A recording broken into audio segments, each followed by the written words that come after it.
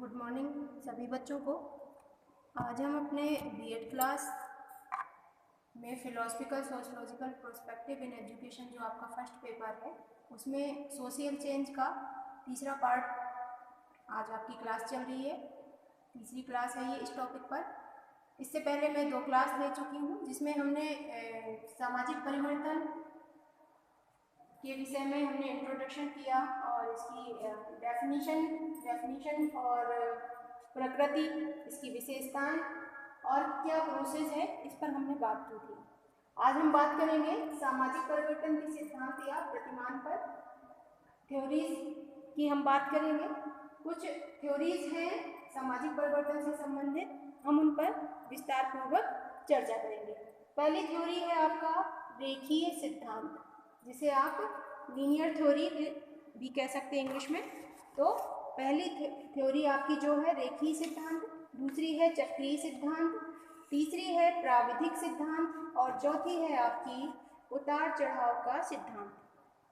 तो हम बात करते हैं पहले रेखीय थ्योरी की। क्या है ये रेखीय थ्योरी? तो ये जो सिद्धांत है ये किसके द्वारा दिया गया? इसके जो प्रतिपादक हैं वो काप्टे और स्पेंसर तथा कार्ल मार्क्स को माना जाता है इस थ्योरी के जन्मदाता के रूप में, क्योंकि इन्होंने समाज के विकास के क्रम को क्या बताया? ऐतिहासिक बताया और एक ऐसे समाज की कल्पना की जहां परिवर्तन चक्र स्थिर होकर रह जाएगा। काम्टे महोदय ने सामाजिक परिवर्तन को बौद्धिक विकास का परिणाम बताया। बौद्धिक विकास की 3 अवस्थाएं होती हैं। कौन कौन सी? धार्मिक अवस्था, तात्विक अवस्था और वैज्ञानिक अवस्था। इसके अंतर्गत आप उन परिवर्तनों को सम्मिलित कर सकते हैं जो अचानक हमारे सामने आ जाते हैं, जैसे नवीन आविष्कार या प्रौद्योगिकी क्षेत्र में होने वाले परिवर्तन। प्रकृति निरंतर एक दिशा में आगे बढ़ती रहती है और ये परिवर्तन क्या होते हैं? एक बार उत्पन्न होने के बाद निरंतर कुछ ना कुछ परिवर्तन उत्पन्न करते रहते हैं। जैसे आपने देखा कि हम टेलीफोन है, वायुयान है और रेडियो आदि का आविष्कार हुआ। इतिहास में देखा जाए तो स्पष्ट होगा कि ये आविष्कार अचानक नहीं हुए, वरन पुराने ज्ञान को आधार बनाकर ही आगे बढ़ा जाता है, फिर वह आगे और नए परिवर्तन करता है। इसको सामाजिक परिवर्तन का विकासात्मक रूप कहते हैं हम एक तरह से। जैसे कि आप एग्जाम्पल में मैंने दिया कि टेलीफोन हो या वायुयान हो या रेडियो हो, तो सडनली इनका आविष्कार नहीं हुआ, धीरे धीरे आवश्यकता बढ़ने पर इनका आविष्कार हुआ। और आज हम बात करें तो पहले किस तरह के तार वाले फ़ोन चलते थे, वायरलेस वाले फ़ोन चलते थे, अब कीपैड वाले आए, फिर इसके बाद स्मार्टफोन आ गए। तो इस तरह से दिन पर दिन निरंतर प्रगति होती रही, वो धीरे धीरे क्रम में बढ़ता गया। इसलिए इस सिद्धांत को हम रेखीय सिद्धांत के अंतर्गत मानेंगे कि जिस तरह के सामाजिक परिवर्तन समाज में निरंतर धीरे धीरे होते रहते हैं, उन्हें हम इस सिद्धांत से संबंधित मानेंगे। और ये जो सिद्धांत है ये काम्टे, स्पेंसर और कार्ल मार्क्स के द्वारा दिया गया। बात करते हैं हम चक्रीय सिद्धांत की। तो जो ये आपका चक्रीय सिद्धांत है, इस सिद्धांत के जो प्रतिपादक हैं वो स्प्रेंगल हैं और सोरोनिक हैं, टायनविक माने जाते हैं। कौन कौन हैं? स्प्रेंगर, सोरोकिन और टायनवी। ये 3 जो समाजशास्त्री हैं, इनको चक्रीय सिद्धांत का प्रतिपादक माना जाता है। टायनवी के अनुसार समाज में परिवर्तन व्यक्ति की आंतरिक आध्यात्मिक शक्ति के कारण आता है। यानी कि इन्होंने माना कि जो समाज में परिवर्तन होते हैं वे व्यक्ति के अंदर जो आध्यात्मिक शक्ति है उसके कारण संभव हो पाता है। इसी क्रम में जो आपके दूसरे महोदय थे सेरोकिन, उनके अनुसार समाज की 3 श्रेणियां होती हैं। इन्होंने समाज की कितनी श्रेणियां बताई हैं? 3।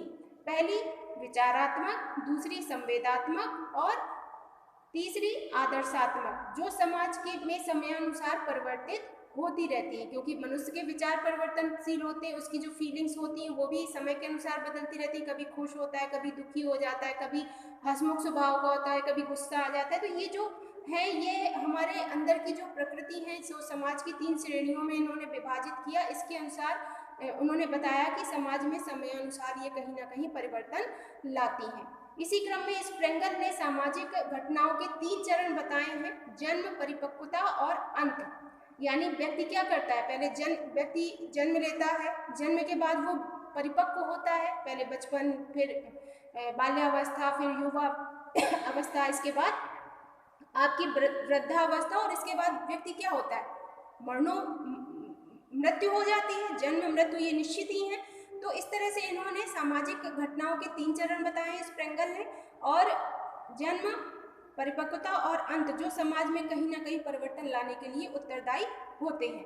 ये वे परिवर्तन हैं जो कि एक चक्र के रूप में चलते हैं। जिस प्रकार प्रतिदिन सूर्योदय, मध्याह्न, संध्या और रात्रि होती है। आप देखते हैं ना कि सूर्य निकलता है, सूर्योदय के समय प्रकाश हो जाता है, बहुत मॉर्निंग की जो धूप होती है वो बहुत अच्छी होती है, सूर्योदय का दृश्य जो होता है वो बहुत आकर्षक होता है। लेकिन जैसे जैसे दिन चढ़ता है, जिसे हम मध्याह्न कहते हैं, वही धूप हमें आकर्षक न लगते हुए कभी गर्मियों में चुभती है और सर्दियों में लुभाती है, और संध्या और फिर रात्रि होती है। तो उसी प्रकार सामाजिक परिवर्तन भी होते हैं। जिस प्रकार जीवन मृत्यु का क्रम चलता रहता है, ऋतुओं का क्रम चलता रहता है, इसी प्रकार समाज में घटनाओं का क्रम चलता रहता है। जैसे आप समझ सकते हैं कि जैसे हम रूढ़वादी थे पहले, अब प्रगतिवादी हो गए और पुनः रूढ़वादी स्तर की ओर बढ़ते जा रहे हैं। इस प्रकार ऊपर नीचे होते हुए भी परिवर्तन एक ही क्रम में स्पष्ट होते हुए देखे जाते हैं। तो इन्होंने कहा कि जो भी परिवर्तन है वो पूरे चक्रीय क्रम में चलता है, जो घटित हुआ है हम लौटकर वहीं पर फिर से आ जाएंगे। तो इस अनुसार इन चक्रीय सिद्धांत के जो प्रतिपादक हैं मुख्य रूप से स्प्रेंगलर, सेरोकिक और टार्नविक हैं। तो इन्होंने इसके बारे में बात की। अब हम बात करते हैं प्राविधिक सिद्धांत की। प्राविधिक सिद्धांत जो है, इस सिद्धांत का प्रतिपादन आगबर्न ने किया। उन्होंने सभी प्रकार के सामाजिक परिवर्तन का आधार किसे माना, जैसा कि प्राविधिक से तात्पर्य है टेक्नोलॉजिकल, तो उन्होंने सभी परिवर्तन का आधार जो माना वो तकनीकी क्षेत्र में होने वाले विकास को बताया, क्योंकि सामाजिक परिवर्तन तथा आविष्कारों के मध्य संबंध स्थापित किया जाता है। उन्होंने कहा कि नवीन आविष्कारों का अर्थ है नवीन सांस्कृतिक गुणों की खोज व तथ्यों की खोज। यह खोज वर्तमान संस्कृति में हेरफेर भी हो सकती है और पूरी तरह से नवीन भी हो सकती है। यानी जो हम आज के समय में इस्तेमाल कर रहे हैं वो पहले के समय से संबंधित हो सकती है या पूर्णतः नवीन भी हो सकती है। जब समाज इसको अपनाने लगता है तब क्या होता है, समाज में परिवर्तन आ जाते हैं। यह सिद्धांत एक प्रकार से अन्य सिद्धांतों के लिए केंद्रक माना जा सकता है, क्योंकि बात भी सही है, जो आविष्कार होते हैं वो कहीं ना कहीं परिवर्तन लेकर आते हैं व्यक्ति के अंदर, व्यक्ति की दिनचर्या के अंदर, समाज के अंदर। तो इस तरह से हम इसे एक केंद्र के रूप में सिद्धांत, सभी सिद्धांतों के केंद्र के रूप में इसको रख सकते हैं। अगला सिद्धांत है आपका उतार चढ़ाव का सिद्धांत। तो उतार चढ़ाव का सिद्धांत क्या है, इसमें क्या होता है कि कुछ समय तो परिवर्तन प्रगति से होता है, यानी तेजी से होता है, लेकिन इसके बाद उसकी दिशा समृद्धि तथा ह्रास किसी ओर मुड़ जाती है। मतलब पहले तो कुछ समय अगर कोई चीज हो रही है, जैसे ग्राफ बनता है ना, आपने देखा होगा, जैसे कोई चीज है आप देखते होंगे, जैसे शेयर मार्केट है, वहां पर ग्राफ के द्वारा समझाया जाता है। तो इस तरह से हम देख रहे हैं, ये इस तरह से बनता हुआ ग्राफ।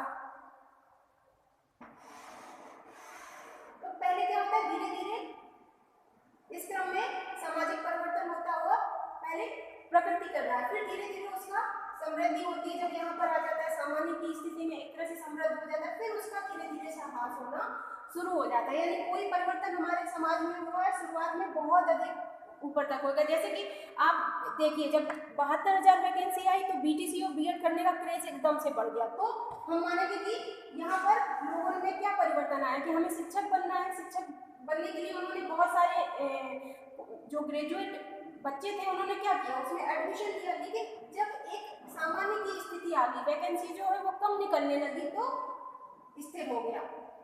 तो इसके बाद में धीरे धीरे जब हमने देखा कि नहीं, हर क्षेत्र में आजकल कहीं ना कहीं स्कोप है, हम किसी भी कोर्स को करें वो हमें व्यवसायिक क्रम में जोड़ेगा, तो धीरे धीरे इस बीएड पाठ्यक्रम में कहीं ना कहीं हमें उतार देखता हुआ देखने को मिला। जैसे बीटीसी का भी हम इसी क्रम में ले सकते हैं और अन्य उदाहरण ले सकते हैं। ये उदाहरण जोड़कर मैं इसलिए बता रही हूँ क्योंकि आप बीटीसी बीएड स्टूडेंट हैं, तो कहीं ना कहीं ये आपको बहुत अच्छे से समझ में आएगा जो ये थ्योरी मैं आपको समझाना चाह रही हूँ। तो इसमें क्या है कि पहले एकदम प्रकृति होती है तेजी से, और इसके बाद उसकी दिशा में समृद्धि और ह्रास किसी और मुड़ जाता है। उदाहरण के लिए जैसे आप एक उदाहरण और देख सकते हो कि नगरों का पहले विकास होता था, फिर ह्रास, राष्ट्रीय और अंतर्राष्ट्रीय व्यापार पहले लाभप्रद होते थे, फिर अचानक पतन की ओर चला जाता था।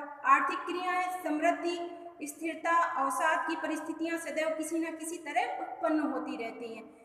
आप इस तरह भी समझ सकते हो कि जो इस प्रकार के परिवर्तन होते हैं उनकी दिशा निश्चित नहीं होती है।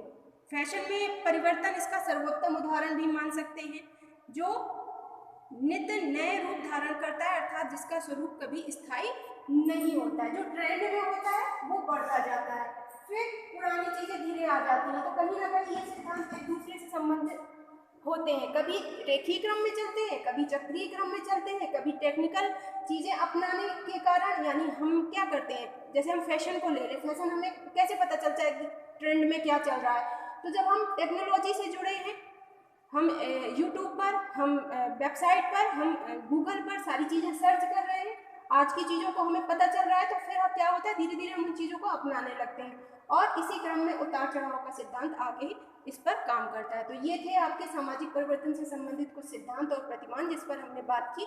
कल की क्लास में हम इसी टॉपिक पर, सोशल चेंज पर, जो आपका पार्ट चौथा होगा, उस पर बात करेंगे और उसमें हम बाधक जो कारक हैं और बाधक कारक के साथ साथ हम एक टॉपिक और लेंगे, कारण की, सामाजिक परिवर्तन के कारण और उसके बाधक तत्वों की बात करेंगे।